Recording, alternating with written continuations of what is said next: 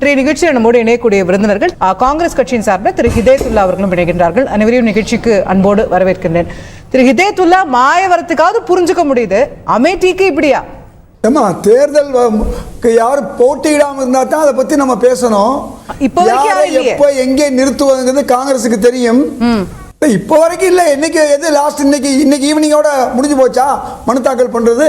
அதான் நாளைக்கு முடிய போகுது. நீங்க வேட்பாளர் யாருன்னு இன்னைக்காவது சொல்லுங்க. அப்பதானே சார் நாளைக்கு போய் தாக்கல் பண்ண முடியும். நாளை என்பதுக்கு 24 மணி நேரம் இருக்கு. நாளை என்பது 24 மணி நேரம் இருக்கு. அவங்க யாருக்காவது சொல்லி இருப்பாங்க, அவங்க போய் தாக்கல் பண்ணுவாங்க. நீங்க சொல்லுங்க, காந்தி நகர்லயோ வாரணாசிலயோ நாக்பூர்லயோ பாஜக அந்த மாதிரி புரிய அவங்களுடைய முக்கியமான தொகுதிகளில் வேட்பாளர் போடாம கடைசி நாள் வரைக்கும் இருந்திருந்தாங்கன்னா நீங்களும் தானே என்ன கேட்டிருப்போம்? இல்ல, இது மாதிரி பாஜகவிலையும் பல முறை நடந்திருக்கு. எப்போ நடந்திருக்கு? போட்ட வேட்பாளருக்கு எதிராக இந்தியா முழுக்கும் கேளுங்க, இது பல முறை நடந்திருக்கேன். கடைசி நிமிஷத்துல பாஜக பண்ணிருக்கு, காங்கிரஸ் பண்ணிருக்கு, எல்லா கட்சியும் பண்ணிருக்கு. அது அல்ல முக்கியம். உங்களுக்கு தேர்தல் மனு தாக்கல் நேரத்துக்கு முன்னால மனு தாக்கல் பண்ணாங்களா, அதைத்தான் பார்க்கணும்.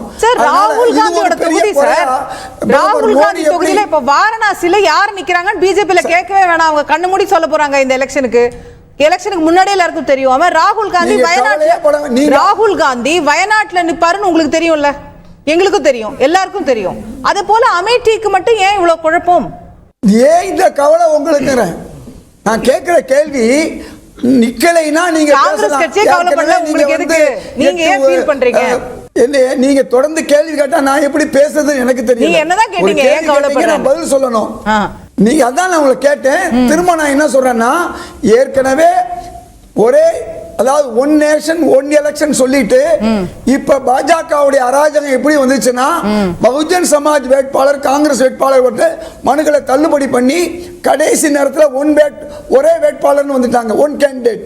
இந்த நிலைமை, இந்த அராஜகத்தை வந்து இன்னைக்கு உலகத்தில் எல்லா நாடுகளும் பேசியிருக்கு. இன்னைக்கு எல்லா நாட்டு பத்திரிகைகளும் ஊடகங்களும் இன்னைக்கு இந்தியாவில் இருக்கக்கூடிய பெரும்பாலான ஊடகங்களை தவிர உலக நாட்டில் இருக்கக்கூடிய அத்தனை பேரும் எந்த அளவுக்கு பேசுறாங்கன்னா, மோடி டெம்பிள் ஆஃப் லைஸ்ங்கிறாங்க, பொய்யினுடைய கோயிலுங்கிறாங்க. எந்த அளவுக்குனா அன்டெமோக்ராட்டிக்ங்கிறாங்க, இந்த நாட்டை வந்து பெரில்ல கொண்டு போய் விட போதுங்கிறாங்க. உலகத்தில் அத்தனை பத்திரிகைகள் ஊடகங்களும் நாட்டில் இந்தியாவில் இருக்க உண்மையை தெரிஞ்சிருக்கு.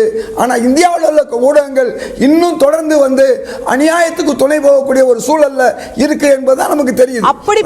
அப்படிப்பட்ட மோசமான மோடி அவர்களை நீங்க சொல்றது போல மோசமான மோடியை எதிர்த்து போரிட வேண்டிய ராகுல் காந்தி எங்க?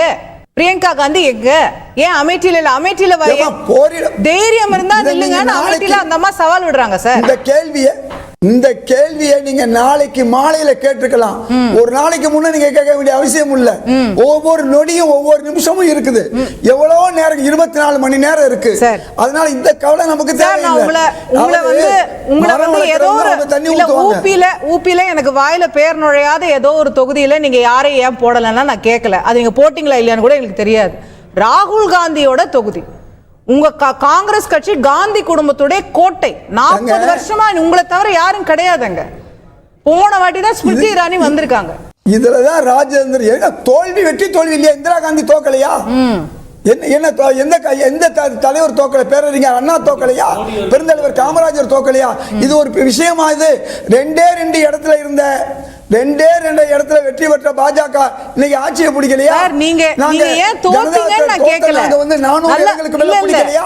சார், நீங்க ஏன் தோத்தீங்கன்னு நான் கேட்கல. தோல்வி வெற்றி எல்லாருக்கும் சகஜமானதுதான். திரும்ப அடுத்த சண்டைக்கு தயாராக மாட்டேன்றீங்களேங்கிறதா கேள்வியா இருக்கு.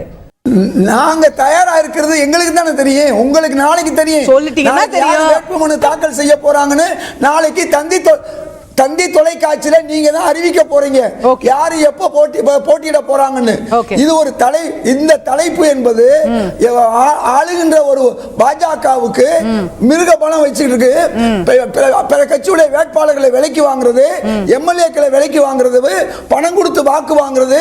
இன்னைக்கு இந்தியாவில் ஒரு ஆக்டோபஸ் மாதிரி இருக்கக்கூடிய ஒரு கட்சிக்கு ஊடகங்கள் ஆதரவு கொடுக்கணும். அதுக்கு நம்ம என்ன செய்ய முடியும்? இது ஒரு கேள்வியே அல்ல. அதனால நாளை வரை நீங்க பொறுமையா இருங்க. நிச்சயமா காங்கிரஸ் ஜெயிக்கும். காங்கிரஸை பொறுத்தவரை இன்னைக்கு 300 பெண்களை கெடுத்த பிரிஜ்வாலுக்கு ஆதரவாக பிரிஜ்வாலுக்கு போடக்கூடிய ஓட்டு மோடிக்கு போடுற ஓட்டுன்னு சொன்னார்ல பிரதமர், அப்படி நாங்க சொல்ல போறது இல்ல. ஒரு ரஜதபுத்திரர்களை சத்தியர்களுக்கு எதிராக அந்த பெண்களை மிக கேவலமாக பேசிய ஒரு வேட்பாளருக்கு இன்னும் ஆதரவு கொடுப்பேன்னு சொல்றாங்கல்ல, அப்படி கட்சி அல்ல. மணிப்பூர்ல பெண்களை நிர்வாணமாக்கியவர்களுக்கு பாதுகாப்பு கொடுக்கக்கூடிய கட்சி அல்ல. கற்பழிச்சாங்கல்ல, அவங்களுக்கு ஆதரவு கொடுக்க பாஜக அல்ல இந்த கட்சி. காங்கிரஸ் கட்சி மக்களுக்கான கட்சி, இந்தியர்களுக்கான கட்சி. ஓகே திரு ஹிதயத்துல்லா, இதுல ராகுல் காந்தி ரேபரேலிக்கு மாற போகிறார் அப்படிங்கிற ஒரு செய்தி, பிரியங்கா போட்டிடுவாங்களா அப்படிங்கிற ஒரு எதிர்பார்ப்பு, அப்படிலாம் மாற போறாங்களா? மாறி நிக்கிறதுக்கு வாய்ப்பு இருக்கா?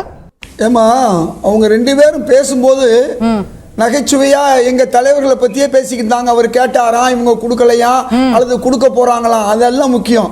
இன்னைக்கு உங்களுக்கு சில தலைப்புகள் சொல்றேன். ரூபாலாங்கிறவர் பெண்களை, சத்திரிய பெண்களை கேவலமா பேசினாரு. அவர் சீட்டை பறிக்காது ஏன்? அதாவது விவசாயிகள் நான் சொல்லி பாருங்க, தயவு செய்து 2 நிமிஷம் நீங்க குறுக்கிட்டு இருந்தீங்க, இப்ப அவர் குறுக்கிட ஆரம்பிச்சாரு. ஒவ்வொரு ஊர்களையும் இன்னைக்கு விவசாயிகள் ஹரியானாவிலையும் பஞ்சாப்லையும் துரத்தி அடிப்பது ஏன்? இது நல்ல தலைப்பு. பிரிஜ் பூஷனுக்கு பதிலாக அவர் மகனுக்கு ஏன் சீட்டு கொடுத்தாங்க? மல்யுத்த வீரர்கள் கற்பழிப்பு. அதே மாதிரி ரேவண்ணா, பிரிஜ்பால் இவர்களுக்கு போட்ட ஓட்டு எனக்கு போடுற ஓட்டுன்னு சொல்லி ஏன் கேட்டார் மோடி? இப்படி கற்பழிப்பு குற்றவாளிகளுக்கு கேட்கலாமா? 10 பேரை விவசாயிகளை கொன்ற, காரியத்தை கொன்ற அவருக்கு மீண்டும் சீட்டு கொடுத்தது ஏன்?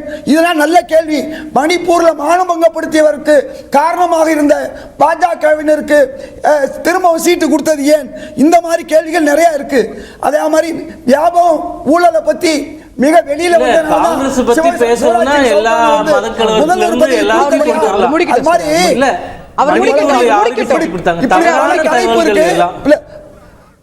நான் பல தலைவர் சூர்யா நீங்க எவ்வளவு நேரம் பேசுனீங்க, நான் குறிக்கல. ஏன் தெரியுமா? நீங்க பேசுறதெல்லாம் காமெடியா இருந்துச்சு, எல்லாரும் கேட்கறதுக்கு வழியா இருந்துச்சு. தாலியை பத்தி பேசினாரு பிரதமர், அதுக்கு முன்னால சொத்தை பிரிச்சு கொடுத்துருவாங்கன்னு சொன்னாரு. இப்ப காலமாட பிரிச்சு கொடுத்துருவாண்டாரு. நாளைக்கு என்ன அவர் சொல்லுவாருன்னா, 2 கை இருந்தா ஒரு கையை உடைச்சு கொடுத்துருவாங்க, 2 கால் இருந்தா ஒரு கையை உடைச்சு கொடுத்துருவாங்க. நான் கேட்கிறேன், அந்த முஸ்லீம்கள் 14-15 விழுக்காடு இந்தியாவில் இருக்காங்க. வேலை வாய்ப்புல எவ்வளவு தெரியுமா இருக்காங்க? அது IAS IPS இருக்கட்டும் அல்லது சாதாரண வேலையா இருக்கட்டும், அவங்களுக்கு கிடைச்சது 2.5%. மீதி சொன்ன மாதிரி ராகுல் காந்தி சொந்த மாதிரி உங்க சொந்தக்காரங்களுக்கு, RSS காரனுடைய சொந்தக்காரங்களுக்கு தான் அந்த வேலை போயிருக்கு. இந்துக்கள், உண்மையான இந்துக்கள் கூட போகல. இப்ப இந்த முஸ்லீம்கள் கல்வியிலும் வேலை வாய்ப்பிலும் பின்தங்கி இருக்காங்க. 2-3 விழுக்காடு தான் இருக்காங்க. 15 இருக்க வேண்டியவங்க ஏன் 25 விழுக்காடு யூபியில் இருக்க முஸ்லீம்களுக்கு நீங்க ஒரு MP சீட்டு கொடுத்துருக்கீங்களா? நான் கேட்கிறேன். அவங்களும் இந்த நாட்டு குடிமக்கள் தானே, ஏன் நீங்க அப்படி செஞ்சீங்க? யோசிச்சு பாருங்க. அப்ப முஸ்லீம்கள் கேபினெட் அமைச்சரா 2 பேர் இருந்தாங்க வாஜ்பாய் ஆட்சி காலத்துல. இன்னைக்கு மோடி என்ன ஆச்சு? அதுவும் இல்லாம போச்சு. அப்ப முஸ்லீம்கள் இவ்வளவு மோசமாக நடத்தப்படக்கூடிய ஒரு சூழல்ல பாஜக நடத்தும் போது, இவ்வளவு ஒரு மோசமான நிலையில மேலும் மேலும் முஸ்லீம்களை நீங்க கேவலப்படுத்துவது, அசிங்கப்படுத்துவதை உலகம் முழுக்க இன்னைக்கு பார்த்துக்கிட்டு இருக்கு. ஓகே, அரபு நாடுகள் திரு ஹிதயத்துல்லா அருமையான குற்றச்சாட்டு. அவர் பதில் சொல்வாரு. நான் கேக்குறேன், நான் கண்டிப்பா பதில் கேக்குறேன். ராகுல் ரேபரேலிக்கு மாறுறாரா? அம்மா, ராகுல் ரேபரேலிக்கு போறாரா, அமைதிக்கு போறாருங்கிறது காங்கிரஸ் அதை பத்தி சிந்திக்க வேண்டிய விஷயம். அதுக்கு தான் உங்களுக்கு இவ்வளவு தலைப்பு சொன்னேன். இன்னுமே சிந்திச்சிட்டு இருக்கீங்களே அப்படிங்கறதா? இத்தனை தலைப்புல இவ்வளவு சார், உங்க கட்சியுடைய முன்னாள் தலைவர் கற்பழிச்சாரு, கொலை செஞ்சாரு, பிரதமராக நீங்க விரும்புறீங்க, அவர் போட்டியிட வேண்டிய இடம் கேட்டாரு. சார், நீங்க கண்டிப்பா நான் கேக்குறேன்னு சொல்லிட்டேன். நீங்க அத்தனை குற்றச்சாட்டையும் வச்சீங்க, யாரும் உங்களை குறுக்கிடல. உங்களுக்காக தான் நான் இவங்க எல்லாம் அமைதிப்படுத்தினேன். ஒன்னும் சூப்பர், உங்க குற்றச்சாட்டு வைக்க உங்களுக்கு உரிமை இருக்கு. ஆனா இந்த கேள்விக்கு பதில் சொல்லிருக்கேன்றேன். நான் குற்றச்சாட்டு வைக்கல. இந்த கேள்விக்கு நான் ஆரம்பத்திலேயே சொல்லிட்டேன். இன்னைக்கு வாஜ்பாய் ரோடு போட்டாரு, என்னமோ சொன்னாரு, ஸ்மிருதி இரானி அதை பண்ணாங்க இதை பண்ணாங்க. வாஜ்பாய் ரோடு போட்டாரு, ஆடு போட்டாருலாம் சொன்னாங்க. கடைசி அவரும் தோத்தாரு. இதெல்லாம் தெரியாதா? மோடி ஒண்ணு ஒரு நிரந்தரமான ஆள் கிடையாது. பிஜேபி நிரந்தரமா ஆட்சி பண்ண முடியாது. ஒரு உண்மையை புரிஞ்சுங்களா? அகங்காரம், ஆணவம், இந்த அலங்கோலம் எல்லாம் there is a end for everything. இன்னைக்கு உலகமே காரி துப்பக்கூடிய நிலையில தான் இந்தியாவுடைய பிஜேபி இருக்கிறது என்பதை நாம புரிந்து கொள்ளணும். இன்னைக்கு நான் ரேபரேலி இல்ல நான் கடைசியா ரேபரேலிக்கு வாங்கன்றதுக்காக தான் கேட்டேன். நம்ம நீங்க திரும்ப இன்னொரு குற்றச்சாட்டுக்கு போயிருக்கீங்க. அவர் பதில் சொல்லுங்க, கட்டாயம் பதில். அவர் சப்ஜெக்ட் விட்டு வெளியே போய் குற்றம் சாட்டுறாரு. அந்த சப்ஜெக்ட்டுக்குள்ளேயே அவருக்கு பதில் கொடுக்குறேன். ஆணவம் அகங்காரம் சப்ஜெக்டே இல்லைன்னு சொல்றேன். இது தலைப்பே இல்லைன்னு சொல்றேன். நான் குறுக்கிடல, நான் பேசுறேன். தலைப்பே இல்லைன்னு சொல்றேன். ஆணவம் அகங்காரம்னு சொல்றாரு. ஏன்னா பாஜகவுக்கு எதிரான தலைப்பு நிறைய இருக்கு. நான் கோடிட்டு காமிச்சேன். டெய்லி பாஜகவுக்கு எதிரான தலைப்பு தான் இருக்கு தமிழ்நாட்டுல. டெய்லி பாஜகவுக்கு எதிரான தலைப்பு தான். தயவு செய்து திரு இதயத்துல்லா இந்த வாரம் பூரா பேசின எல்லா தலைப்புகளையும் பார்க்கவும் நீங்களும் பங்கேற்று இருக்கீங்க. சரி, இப்போ நான் பதில் சொல்றேன். ஆணவம் அகங்காரம்னு ஐயா சொல்றாரு. ஆணவம் அகங்காரம் இருங்கய்யா, பதில் சொல்ல விடுங்கய்யா, பயப்படாதீங்க, விடுங்க. 2 தொகுதியிலும் மிகப்பெரிய வெற்றியை நாங்கள் பெறுவோம். நீங்கள் பார்க்கதான் வேட்பாளர்கள் குஜராத்ல 2 பேரும் எங்களுக்கு சீட்டு வேணாம்னு சொல்லிட்டு போனாங்க. குஜராத்ல 2 வேட்பாளர்கள் வேணாம்னு சொல்லல, அது வேற கதை. நான் விளக்கம் சொல்றேன். அவர்கள் மீது தொண்டர்கள் அதிருப்தி இருந்ததால் தலைமையே நீங்க வந்து விலகிக்கோங்கன்னு சொல்லிடுச்சு. வேற வேட்பாளர் போட்டிருக்கோம், அவ்வளவுதானே தவிர அவங்க வேணாம்னு சொல்லல. தொண்டர் அதிருப்தி தெரியாம ஏன் அவர்களை வேற வேட்பாளர் ஆக்குனீங்க? நீங்க தப்பு பண்ணோம், திருத்திக்கிட்டோங்க. உங்களை மாதிரி இல்லங்க, அவ்வளவுதாங்க, விடுங்க. திரு இதயத்துல்லா ஒரே வரி. நேற்று சுப்பிரமணிய சாமி பாஜக தலைவர் பேசியது எந்த வளர்ச்சியும் கிடையாது, பொருளாதாரம் மோசமா போச்சு, ஏற்றுமதி குறைஞ்சு போச்சு சொன்னது மட்டுமல்ல, இப்ப வந்திருக்க புள்ளி விவரம் இந்த கடந்த 3 வருஷங்களாக 1 லட்சம் கோடி